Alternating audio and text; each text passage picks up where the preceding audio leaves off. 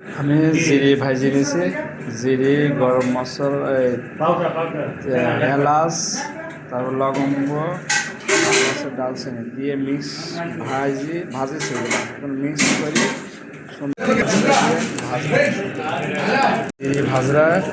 জিরে ভাজতেছে, মাংস ভিতরে মশলা দিতেছি।